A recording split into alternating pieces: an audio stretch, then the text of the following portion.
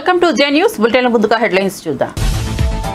మహాకుంభమేళాలో పాల్గొన్న ప్రధాని నరేంద్ర మోదీ త్రివేణి సంగమంలో పుణ్యస్నానం. యూపీ సీఎం యోగి ఆదిత్యనాథ్తో కలిసి ప్రత్యేక పూజలు. సంగం ఘాట్ వద్ద రుద్రాక్షమాలతో జపం చేస్తూ మోదీ స్నానం.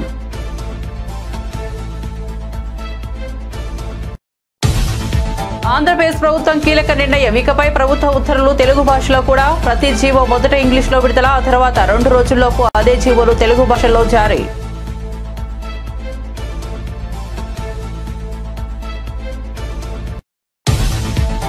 కులగణన సర్వేను అసెంబ్లీలో ప్రవేశపెట్టిన ప్రభుత్వం. కులగణన సర్వేపై తీర్మానం చేసిన అసెంబ్లీ. రాష్ట్ర వ్యాప్తంగా సంబరాలకు పిలుపునిచ్చిన పీసీసీ.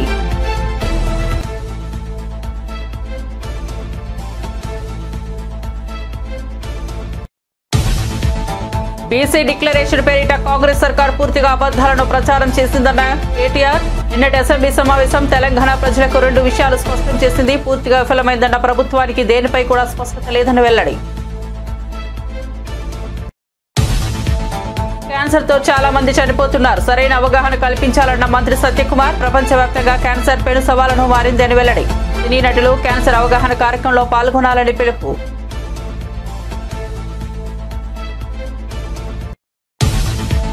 తిరుమలలో అన్యమత ఉద్యోగస్తులపై టీటీడీ సంచలన నిర్ణయం. 18 మంది టీటీడీ ఉద్యోగులపై బదిలీ వేటు. ఆధ్యాత్మిక క్షేత్రంలో అన్యమత ప్రచారంపై టీటీడీ చైర్మన్ సీరియస్. వివిధ విభాగాల్లో 300 మంది అన్యమత ఉద్యోగులు.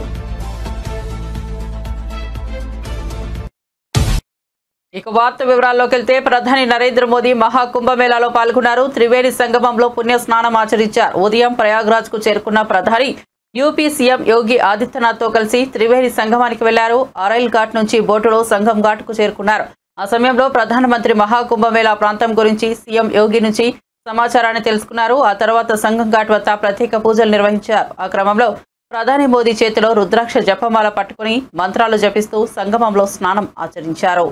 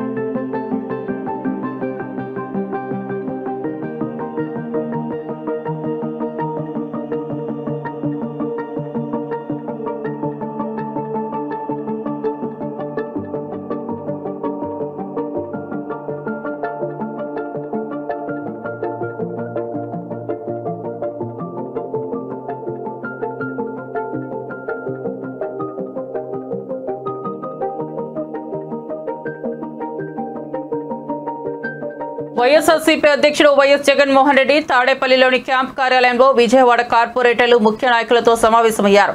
ఈ సమావేశంలో తాజా రాజకీయ పరిణామాలు, పార్టీ వ్యూహాలు, విజయవాడలో పార్టీ బలోపేతంపై చర్చించారు.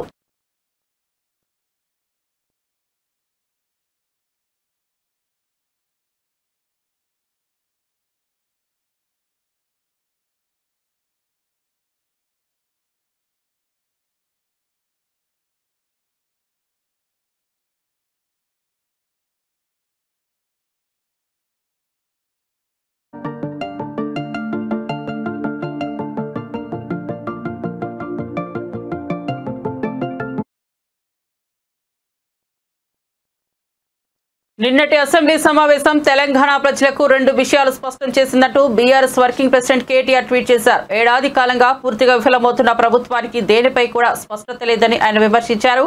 బీసీ డిక్లరేషన్ పేరిట కాంగ్రెస్ సర్కార్ పూర్తిగా అబద్దాలను ప్రచారం చేసిందని, అసెంబ్లీలో సమర్పించిన డేటాపై రాష్ట్ర సర్కార్కి ఏమాత్రం క్లారిటీ లేదన్నారు కేటీఆర్.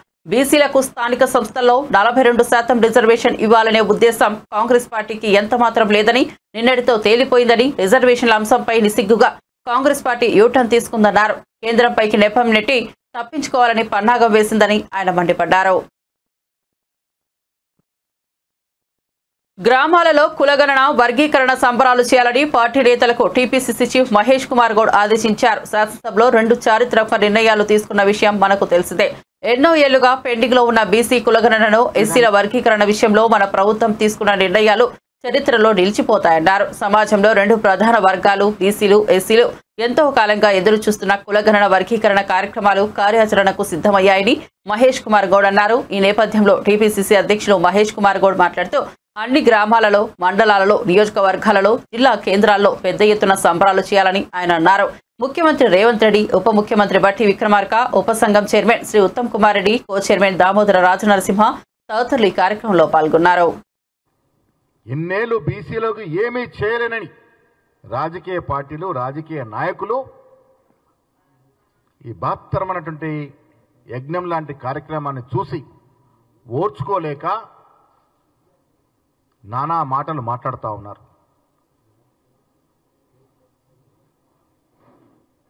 బీసీ సంఘాల వారిని తప్పుదో పట్టిస్తూ ఉన్నారు. నేను మీ ద్వారా ఈ అవాస్తవాల్ని ప్రచారంలోకి తీసుకున్నటువంటి నాయకులకి ప్రశ్నిస్తూ ఉన్నాను. ఏ ఆధారంగా మీరు మాట్లాడుతూ ఉన్నారు? ఇప్పటి వరకు సర్వేనే జరగలే ఈ రాష్ట్ర జనాభా విషయంలో. దేన్ని ఆధారం చేసుకొని మీరు మాట్లాడుతూ ఉన్నారు? ఊహాజనిత సంఖ్యలతో పోల్చుకుంటూ మీరు మాట్లాడుతూ ఉన్నారు. మేము గట్టిగా చెప్తా ఉన్నాము, ఇది అధికారిక శాస్త్రీయబద్ధంగా జరిగిన సర్వే. నేను ఈ రాష్ట్రంలో ఉన్న బీసీ సంఘాలకి, బీసీ నాయకులకు చెప్తా ఉన్నాను, రాజకీయ నాయకులు ఉచ్చులో పడొద్దు మీరు. ఇది మొదటిసారిగా కాంగ్రెస్ పార్టీ సాహసోపేతంగా తీసుకున్న నిర్ణయం. ఇది మన జనాభా శాతం అధికారికంగా వ్యక్తపరిచినట్టు సందర్భం ఇది. దీన్ని సద్వినియోగం చేసుకోవాల్సింది పోయి అసలు ఏమీ ఇయ్యలేని రాజకీయ పార్టీలు, ఇన్నాళ్ళు బీసీని అనగదొక్కిన రాజకీయ పార్టీలు, బీసీలంటే పడక బీసీని సర్వనాశనం చేసినటువంటి రాజకీయ నాయకులు మాట్లాడుతూ ఉంటే మీరు ఆ ఉచ్చులో పడద్దని విజ్ఞప్తి చేస్తూ ఉన్నాను. పొంతలనేని సంఖ్యలు తీసుకొచ్చి మాట్లాడుతూ ఉన్నారు. ఏ ఆధారంగా మాట్లాడుతూ ఉన్నారు మీరు? ఏముంది మీ దగ్గర ఆధారం? మా దగ్గర ఆధారాలు ఉన్నాయి.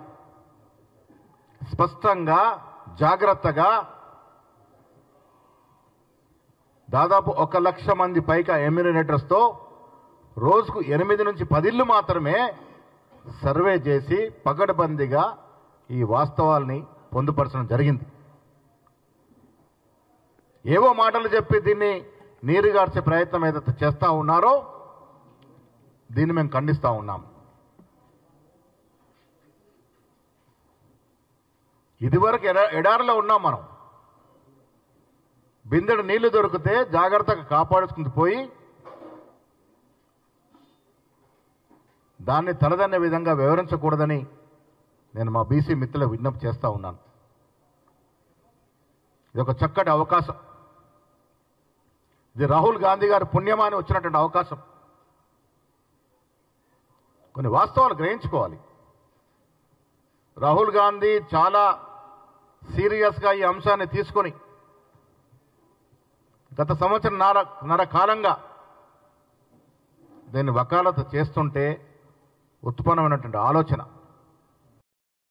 మాజీ మంత్రి శ్రీనివాస్ గౌడ్ కాంగ్రెస్ పార్టీపై తీవ్ర విమర్శలు చేశారు. అసెంబ్లీలో బీసీలను అవమానపరిచిందని, చట్టబద్ధత లేకుండా అశాస్త్రీయంగా కులగణన చేసి బీసీలను మోసం చేసిందని ఆయన ఆరోపించారు. రాబోయే రోజుల్లో బీసీలు కాంగ్రెస్ పార్టీకి తగిన బుద్ధి చెబుతారని ఆయన అన్నారు. కాంగ్రెస్ ప్రభుత్వం నిన్న అసెంబ్లీ సమావేశాలు ఏర్పాటు చేసి బీసీలను కేవలం బీసీలను అవమానపరచడానికే అసెంబ్లీ సమావేశాలు పెట్టినట్లు కనిపిస్తూ ఉంది. అంటే అసెంబ్లీ వేదికగా ఇదిగో మీ జనాభాకి ఇంత ఉంది, మీరు 60-62 అంటున్నారు, మీది చాలా తక్కువ ఉంది అని చెప్పి బీసీల ఇజ్జత్ తీయడానికి పెట్టినటువంటి సమావేశం తప్ప వేరే ఏం లేదు. నిజంగా చిత్తశుద్ధి ఉంటే 7 తారీఖు నాడు పెడుతున్నది 5 నుంచి 4 క్యాబినెట్ సమావేశం కూడా అక్కడనే బీసీ జనగణన మీద జనగణమన వినిపించి వాయిదా పెట్టి జాతీయ గీతాన్ని వినిపించిండ్రు, వాయిదా పడేసిండ్రు. 11 నుంచి 2 గంటల వరకు క్యాబినెట్లో చర్చించిండ్రు. మరి క్యాబినెట్లో 11 నుంచి 2 గంటల వరకు చర్చిస్తే శాసనసభ్యులు ఎట్లా ప్రిపేర్ కావాలి? క్యాబినెట్లో ఇచ్చినటువంటి నోట్ను వేలాది పేజీలు అని చెప్తున్నారు మీరు. 1000 పేజీలు చదువుకోవాలంటే సభ్యులకు సమయం ఉండాలా లేదా? అంటే కేవలం ఏంటంటే మా సంఖ్యను చూపించి ఇగో మీరు ఇంత అని అవమానపరచడానికి, బీసీలను అవమానపరచడానికి పెట్టినటువంటి సమావేశం తప్ప ఇది వేరేం లేదు. చాలా మంది ఈ చరిత్రలో గొప్ప రోజు అంటారు. కాదు, బడుగు బలహీన వర్గాల వాళ్లకు చరిత్రలో చెరిగిపోయినటువంటి ముద్ర అవమానం చేసినటువంటి రోజు ఆ రోజు, నిన్నటి రోజు అనేది. ఎక్కడ కూడా 42% చట్టబద్ధత కల్పిస్తున్నట్టు తీర్మానం కూడా చేయలేదు. అసెంబ్లీ పెట్టినప్పుడు అసెంబ్లీలో తీర్మానం చేయాలి కదా, క్యాబినెట్ లో తీర్మానం చేయాలి కదా. 42% ఎలక్షన్ మేనిఫెస్టో ప్రకారం రిజర్వేషన్ ఇస్తున్నామని చెప్పి క్యాబినెట్ తీర్మానం చేయలేదు, అసెంబ్లీలో తీర్మానం చేయలేదు. దానికి చట్టబద్ధత కలిగించడానికి ఎలాంటి చర్యలు చేపట్టలేదు. కేవలం తూతు మంత్రంగా సమావేశం ఏర్పాటు చేసి ఎస్సీ వర్గీకరణ విషయంలో కూడా కొత్తగా చేసింది ఏమిటి? సుప్రీంకోర్టు ఇచ్చిన తీర్పును అమలు చేస్తున్నారు. సుప్రీంకోర్టు ఇచ్చిన తీర్పు అమలు చేయకపోతే ఖచ్చితంగా మా నాయకులు మళ్ళీ కోర్టుకు వెళ్తారు, కంటెంప్ట్ పోతారు, కొట్లాడతారు. ప్రభుత్వం ఇచ్చిన పిచ్చ కాదు అది, సుప్రీంకోర్టు ఇచ్చినటువంటిది తీర్పు, న్యాయమైనటువంటి డిమాండ్ అనేది సుప్రీంకోర్టు తీర్పు పైన కొత్తగా చేసింది ఏం లేదు. వీళ్ళు కొత్త ఏదో సృష్టించినట్లు ఏదో ఇచ్చినట్లు సమావేశం పెట్టి ఇంత అడావడిగా వీళ్ళకు బీసీలకు ఎస్సీలకు ఇంత మేలు చేస్తున్నాం అనే రీతిలో కనిపించడానికి కనిపిస్తుంది తప్ప వేరే ఏం లేదు, చిత్తశుద్ధి లేదు. తమిళనాడు తరహా రిజర్వేషన్ కావాలంటే తమిళనాడు తరహా, తమిళనాడు ఎట్లా చేసిందని అధ్యయనం చేసిండ్రా? తమిళనాడులో 50% మించి, ఇప్పుడు 42% అంటే ఖచ్చితంగా 50% మించి ఉంటుంది. 50% మించి రిజర్వేషన్ ఇవ్వాలంటే దానికి కావాల్సినటువంటి న్యాయపరమైన చిక్కుల గురించి ఆలోచన చేసిండ్రా? క్యాబినెట్లో చర్చించిండ్రా? ఒకవేళ అలాంటి అంశం వచ్చినప్పుడు దాన్ని ఛేదించడానికి ఏవైనా మార్గాలు అన్వేషించిండ్రా? ఎలాంటి చట్టబద్ధత తీసుకురాకుండా, అసెంబ్లీ తీర్మానాలు చేయకుండా, చర్చించకుండా, అఖిలపక్షం యొక్క సమావేశాన్ని ఏర్పాటు చేయకుండా, రేపు అవసరం అనుకుంటే సవరణ చేయాలనుకున్నప్పుడు మరి కేంద్రంతోనే ఎట్లా వ్యూహం అందించాలని చెప్పి ఆ భారతీయ జనతా పార్టీతో అవలంబించిన తీరు కానీ అఖిలపక్ష మీటింగ్ ఏది చేయకుండా కేవలం ఇగో మీకు ఇవ్వాలని అసెంబ్లీలో పెట్టినాము, అసెంబ్లీలో పెట్టి కోర్టుకు పోయిండో లేకపోతే సుప్రీంకోర్టుకు పోయిండో. ప్రపంచవ్యాప్తంగా క్యాన్సర్ వ్యాప్తి పెను సవాల్గా మారిందని వైద్యారోగ్య శాఖ మంత్రి సత్యకుమార్ యాదవ్ అన్నారు. ఇప్పటి వరకు 17.5% క్యాన్సర్ కారణంగా మరణిస్తున్నారని తెలిపారు. 9% మరణాలు క్యాన్సర్ వల్ల ఆంధ్రప్రదేశ్ రాష్ట్రంలో జరుగుతున్నాయి. ప్రజలకు సరైన అవగాహన లోపం, సరైన టైంలో చికిత్స లేకపోవడంతో మరణాలు కొనసాగుతున్నాయన్నారు. క్యాన్సర్ రోగానికి చికిత్స పొందితే నయమవుతాయన్నారు. కేంద్ర రాష్ట్ర ప్రభుత్వాలు క్యాన్సర్ బాధితులను ఆదుకోవడానికి పెద్ద ఎత్తున చర్యలు తీసుకున్నామని మంత్రి సత్యకుమార్ యాదవ్ పేర్కొన్నారు. ఈ క్యాన్సర్ పైన మహిళల్లో ప్రధానంగా అవగాహన కల్పించడం కోసం సమయం ఇవ్వాల్సిందిగా కోరినప్పుడు వారు క్యాన్సర్ సర్వైవర్ కాబట్టి వెంటనే తను అనుభవించిన బాధని తెలియజేస్తూ ఖచ్చితంగా ఆంధ్రప్రదేశ్ ప్రభుత్వం వైద్య ఆరోగ్య శాఖతో కలిసి క్యాన్సర్ అవగాహన కార్యక్రమంలో పాలు పంచుకుంటానని వారు చెప్పడం జరిగింది. ఈ సందర్భంగా వారికి నేను ప్రత్యేకంగా ధన్యవాదాలు తెలియజేస్తున్నాను. అయితే ఇవాళ క్యాన్సర్ గురించి ప్రపంచమంతా అతలాకుతలం అవుతుంటే ప్రత్యేకంగా ఆంధ్రప్రదేశ్లో కూడా ఏటా 70,000 మంది క్యాన్సర్ బారిన పడుతున్న కొన్ని అంచనాల ప్రకారం ICMR కానీ వరల్డ్ హెల్త్ ఆర్గనైజేషన్ ప్రకారం కానీ దాంట్లో 40 నుంచి 42,000 మంది సగటున ప్రాణాలు కోల్పోతున్నారు. ఇంతటి ప్రమాదకరంగా మారిన క్యాన్సర్ని నియంత్రించాల్సిన అవసరం ఉంది, నివారణ చర్యలు తీసుకోవాల్సి ఉంది. కొద్దిగా ఆహారపు అలవాట్లు మార్చుకోవాలి, కొద్దిగా జీవన శైలిని మార్చుకోవడం వల్ల క్యాన్సర్ను మనం నివారించుకోవచ్చు. లేదా ముందస్తు పరీక్షలు చేయడం వల్ల వాటిని ప్రాథమిక దశలోనే గుర్తించి పూర్తిగా నయం చేసుకోవచ్చు అనే విషయాన్ని ఇవాళ నేను క్యాన్సర్ దినం సందర్భంగా ప్రజలందరికీ కూడా తెలియజేస్తున్నాను. వాళ్ళ కేంద్ర ప్రభుత్వం మీకు సర్వైకల్ క్యాన్సర్ కోసం యుక్త వయసులో ఉన్న అమ్మాయిలకి HPV వ్యాక్సిన్ ఇచ్చే ప్రయత్నం చేస్తూ ఉంది. అదేవిధంగా 200 బడ్జెట్లో రాబోయే 3 సంవత్సరాల్లో ప్రతి జిల్లాకి ఒక క్యాన్సర్ డే కేర్ సెంటర్ని ఏర్పాటు చేయాలని కూడా ప్రయత్నం చేస్తూ ఉంది. ఈ సంవత్సరంలోనే 200 క్యాన్సర్ డే కేర్ సెంటర్లను కూడా ఏర్పాటు చేయాలని బడ్జెట్లో ప్రతిపాదన చేసింది. ఇంత పెద్ద ఎత్తున కేంద్ర రాష్ట్ర ప్రభుత్వాలు క్యాన్సర్ నివారణ కోసం పరీక్షల కోసం ప్రయత్నం చేస్తుంటే ప్రజలు కూడా భాగస్వాములు కావాల్సిన అవసరం ఉంది. గత 10 సంవత్సరాల్లో కేంద్రంలో నరేంద్ర మోడీ గారి నాయకత్వంలో ఎన్డీఏ ప్రభుత్వం వచ్చినప్పటి నుంచి వైద్యం మీద ప్రత్యేకంగా దృష్టి పెట్టిన విషయాన్ని దేశ ప్రజలు గమనించాల్సిన అవసరం ఉంది. ప్రధానంగా ఆర్థిక సంవత్సరం 15-16లో 29% మాత్రమే వైద్యం మీద ఖర్చు పెడితే అదే 22-23కి వచ్చేసరికి అది 48% పెరిగిన విషయాన్ని మనం ఇక్కడ గమనించాల్సి ఉంది. దాన్ని బట్టి ప్రజా ఆరోగ్యం మీద ఎంత ప్రత్యేకమైన దృష్టి పెట్టింది ప్రభుత్వం అనే విషయాన్ని కూడా గుర్తించాలి. 2022-23లో స్థూల జాతీయోత్పత్తిలో జీడిపిలో 3.8% కేంద్రం రాష్ట్ర ప్రభుత్వాలు ఖర్చు పెట్టాయి. 9,05,000 కోట్లు ఆరోగ్య సంరక్షణ కోసం ఖర్చు పెట్టడం జరిగింది. అదేవిధంగా ఇప్పుడు క్యాన్సర్ ఎంత ప్రమాదకారి గుర్తించిన కేంద్ర ప్రభుత్వం 36 క్యాన్సర్ మందులపై బేసిక్స్ కస్టమ్స్ డ్యూటీని తగ్గించడం ద్వారా దాదాపు 50% తక్కువకి ఆ మందులు ఇవాళ మార్కెట్లో అందుబాటులోకి వస్తున్నాయి. అదేవిధంగా 3 ప్రధాన మందుల్లో కూడా జీఎస్టీ. ఆంధ్రప్రదేశ్ ప్రభుత్వం కీలక నిర్ణయం తీసుకుంది. ఇకపై ప్రభుత్వ ఉత్తర్వులు తెలుగు భాషలో కూడా జారీ చేయనుంది. గత నెలలోనే ఈ ప్రక్రియను ప్రారంభించాలని ప్రభుత్వం నిర్ణయించగా కొన్ని సాంకేతిక కారణాల వల్ల ఆలస్యమైంది. ప్రస్తుతం ఈ ప్రక్రియను హోంశాఖ ప్రారంభించింది. తొలిసారిగా ఒక ఖైదీ ఫెరోల్కు సంబంధించిన జీవోను తెలుగు భాషలో విడుదల చేశారు. ఆంధ్రప్రదేశ్ ప్రభుత్వం తీసుకున్న ఈ నిర్ణయం స్థానిక ప్రజల కోసం కీలకమైన చర్యగా భావిస్తున్నారు. ప్రతి జీవో మొదట ఇంగ్లీష్లో విడుదల కానుంది. ఆ తర్వాత 2 రోజుల్లోపు అదే జీవోను తెలుగు భాషలో జారీ చేస్తారు. ఈ విధానం ద్వారా ప్రభుత్వ నిర్ణయాలు, ఉత్తర్వులు ప్రజలకు సులభంగా అందుబాటులోకి రానున్నాయి.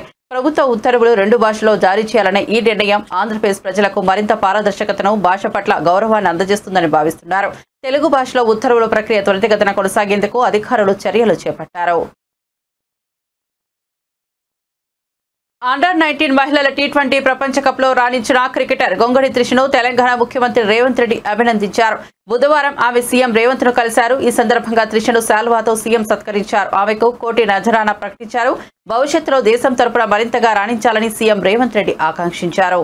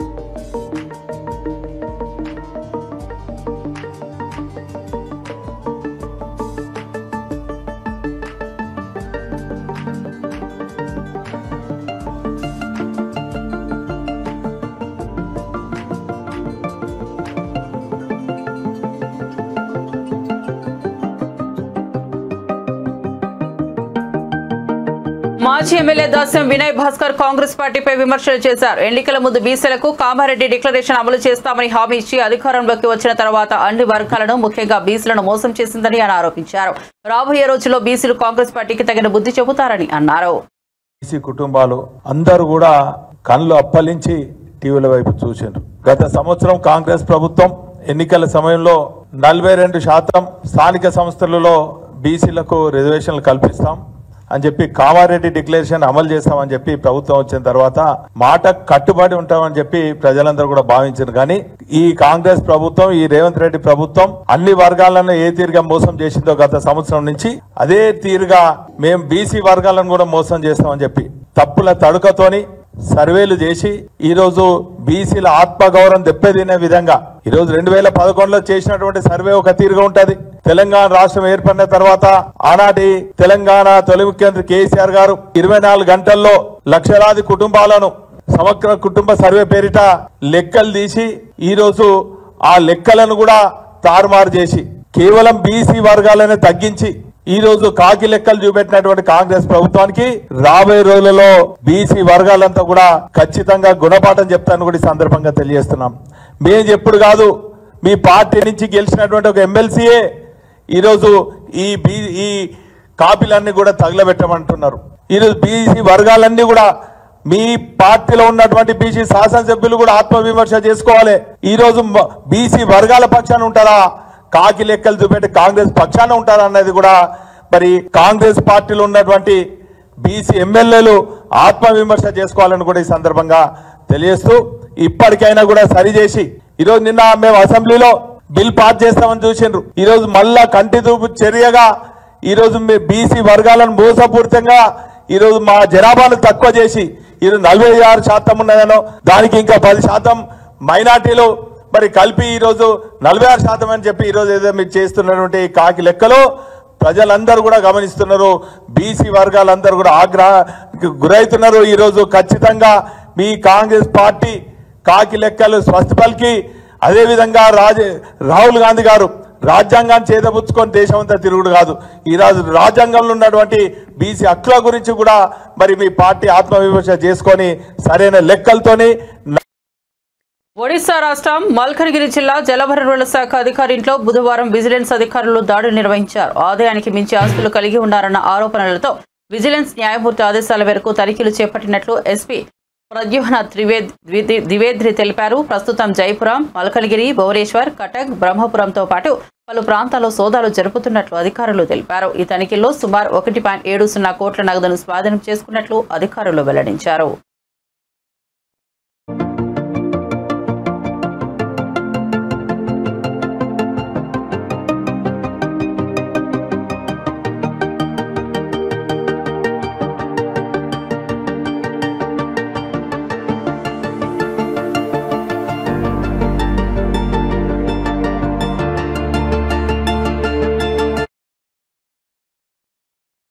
అక్రమ వలసదారులపై కఠిన చర్యలు తీసుకుంటున్న అమెరికా ప్రభుత్వం 205 మంది భారతీయులను బహిష్కరించింది. ఈ భారతీయులు అమెరికా నుంచి ప్రత్యేక విమానంలో తిరిగి వచ్చి అమృత్సర్లో ల్యాండ్ అయ్యారు. గత నెలలో అమెరికా అధ్యక్షుడిగా డొనాల్డ్ ట్రంప్ పదవి బాధ్యతలు స్వీకరించిన తరువాత చట్ట అమలు సంస్థలు వలసదారులపై కఠిన చర్యలు చేపట్టాయి. ఈ చర్యలలో భాగంగా అక్రమంగా నివాసం ఉంటున్న భారతీయులను గుర్తించి బహిష్కరించారు. అమెరికా వలస చట్టాలను ఉల్లంఘించిన వారిపై మరింత కఠినమైన చర్యలు ఉంటాయని అధికారులు తెలిపారు.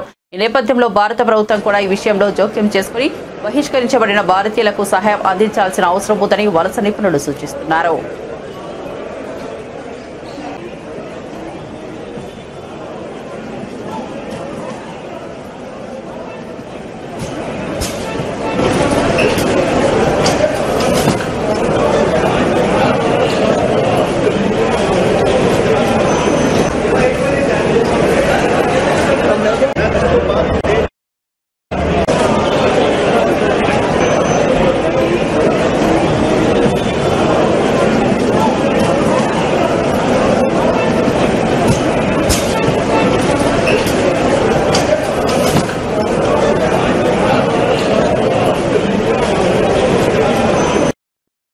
ఢిల్లీలో ఎన్నికలు జరుగుతున్న నేపథ్యంలో ఢిల్లీ సీఎం అతిషి తన ఓటు హక్కును వినియోగించుకున్నారు. ఈ సందర్భంగా ఆమె మీడియాతో మాట్లాడారు.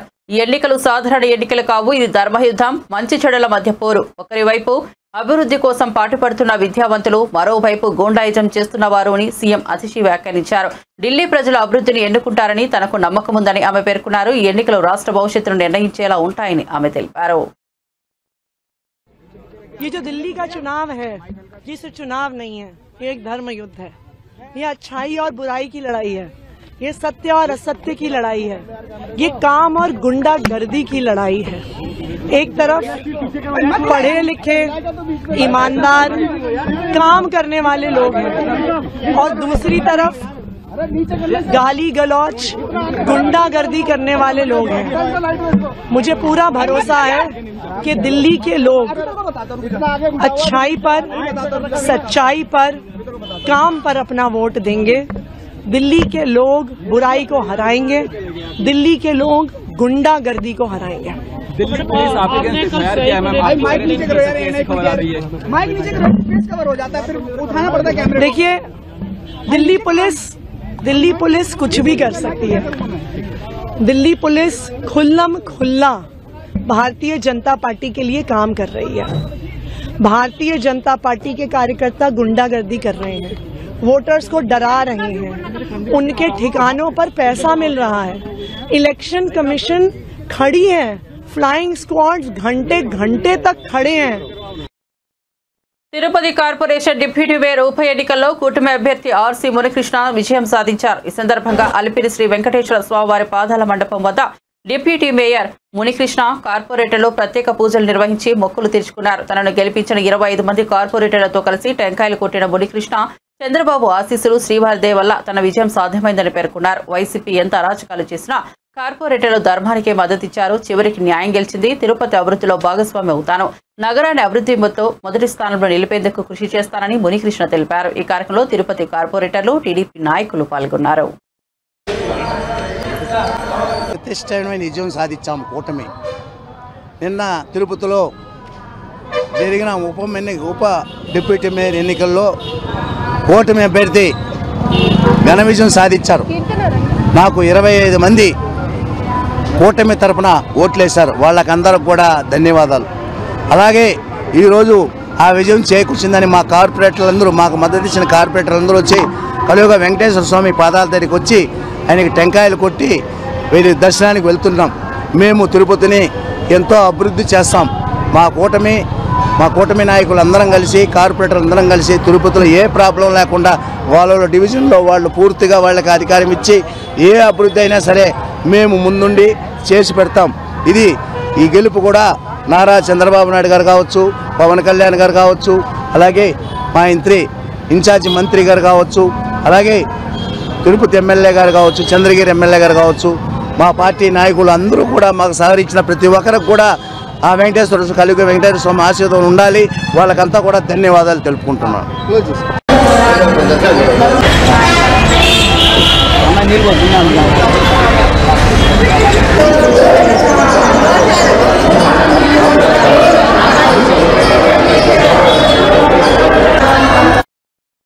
తిరుమల కొండపై అన్యమత ప్రచారం. టీటీడీలో అన్యమత ఉద్యోగస్తుల విషయంలో చైర్మన్ బీఆర్ నాయుడు సీరియస్ గా స్పందించారు. టీటీడీ సంస్థలలో అన్యమత ఉద్యోగులపై బదిలీ వేటు వేశారు. టీటీడీ మహిళా పాలిటెక్నిక్ కళాశాల ప్రిన్సిపల్, శ్రీ వెంకటేశ్వర యూనివర్సిటీ ఆయుర్వేద కళాశాల ప్రిన్సిపల్, టీటీడీ అనుబంధ విద్యా సంస్థల్లోని లెక్చరర్లు, వసతి గృహ వార్డెన్లు తదితరులు మొత్తం 18 మందిని బదిలీ చేశారు. ఇటీవల తిరుమలలో మాంసాహారం దొరకడం వివాదాస్పదంగా మారిన విషయం తెలిసిందే. టీటీడీలో ఉన్నత స్థాయిలో అన్ని మతాలకు చెందిన వారు ఉన్నారని విమర్శలు వినిపిస్తున్నాయి. కొండపై మాంసాహారం, గంజాయి, మద్యం దొరుకుతుంటాయని, దీనివల్ల తిరుమల క్షేత్రం పవిత్రత దెబ్బతింటోందని, అన్యమత ప్రచారం చాప కింద నీరులా విస్తరిస్తోందని భక్తులు తీవ్ర ఆందోళన వ్యక్తం చేశారు. ఈ నేపథ్యంలో కూటమి ప్రభుత్వం అప్రమత్తమైంది. బులెటిన్ ముగించే ముందు హెడ్లైన్స్ మరోసారి చూద్దాం. మహాకుంభమేళాలో పాల్గొన్న ప్రధాని నరేంద్ర మోదీ. త్రివేణి సంగమంలో పుణ్యస్నానం. యూపీ సీఎం యోగి ఆదిత్యనాథ్ తో కలిసి ప్రత్యేక పూజలు. సంగమం ఘాట్ వద్ద రుద్రాక్షమాలతో జపం చేస్తూ మోదీ స్నానం.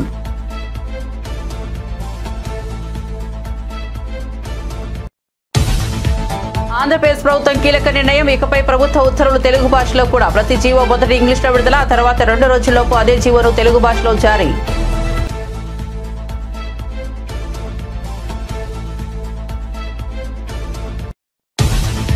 కులగణన సర్వేను అసెంబ్లీలో ప్రవేశపెట్టిన ప్రభుత్వం. కులగణన సర్వేపై తీర్మానం చేసిన అసెంబ్లీ. రాష్ట్ర వ్యాప్తంగా సంబరాలకు పిలుపునిచ్చిన పీసీసీ.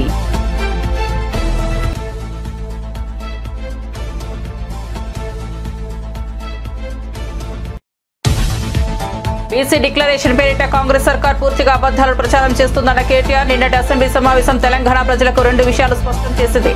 పూర్తిగా విఫలమవుతుందన్న ప్రభుత్వానికి దేనిపై కూడా స్పష్టత లేదని వెల్లడి.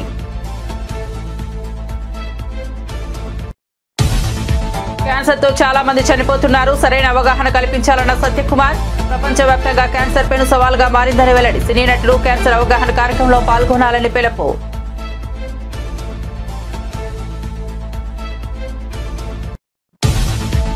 తిరుమలలో అన్యమత ఉద్యోగస్తులపై టీటీడీ సంచలన నిర్ణయం. 18 మంది టీటీడీ ఉద్యోగులపై బదిలీ వేటు. ఆధ్యాత్మిక క్షేత్రంలో అన్యమత ప్రచారంపై టీటీడీ చైర్మన్ సీరియస్. వివిధ విభాగాల్లో 300 మంది అన్యమత ఉద్యోగులు. మరిన్ని అప్డేట్స్ కోసం చూస్తూనే ఉండండి జే న్యూస్.